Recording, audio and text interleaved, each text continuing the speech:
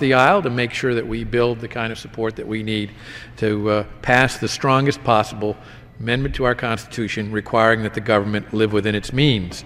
Another great supporter of that concept, another new member who came here to reform the way things are done here in Washington, D.C., and who has joined us in this effort is Congressman Randy Hultgren from Illinois. I want to thank my good friend and colleague for the amazing work that you've done over the years fighting for structural change of how Washington does its business. Thank you, Congressman Goodlatte. I really appreciate it. I appreciate the opportunity to be able to speak for a couple of minutes today. Mr. Speaker, since the people of the 14th Congressional District of Illinois sent me to be their representative in Washington, D.C. last year, I have fought to bring accountability and responsibility back to Congress. Time and again, I've voted to cut spending and reduce the size of federal government.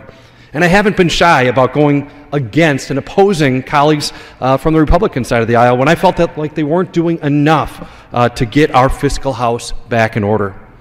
With every vote, I'm guided by the belief that Washington, like our families and small businesses across the country, needs to live within its means.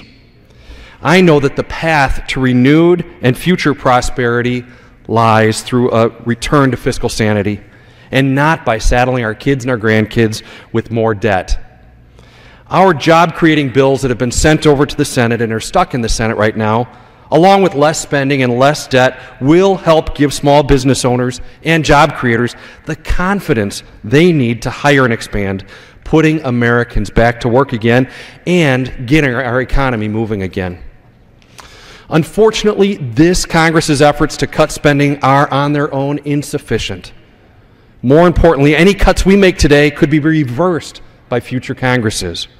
Long-term deficit reduction and spending restraint can only be accomplished through real structural changes to the way that Washington operates. And I believe, as many of you do, that a balanced budget amendment to the Constitution is exactly the change that we need. I have been an outspoken advocate for a balanced budget amendment even before being elected. And one of the first things I did after being sworn in was to co-sponsor a balanced budget amendment. A balanced budget amendment would force the federal government to spend only what it takes in, a novel concept. But it is the surest path to fiscal sanity, less spending, and a brighter future for our kids and our grandkids. Support for the balanced budget amendment is gathering momentum in Congress and across this great nation. In fact, as Congressman Goodlatte said, the House and Senate are required to vote on a balanced budget amendment very soon. But Congress has been here before.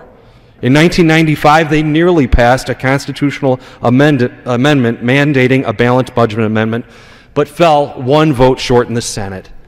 Imagine the difference of this nation if that had passed at that time and the situation that we're in right now. 16 years later, we have the chance to finally get it right. The time is now. It is our responsibility and our duty to support a balanced budget amendment and bring accountability back to Washington. Thank you so much. I yield back to the good gentleman. I thank the gentleman.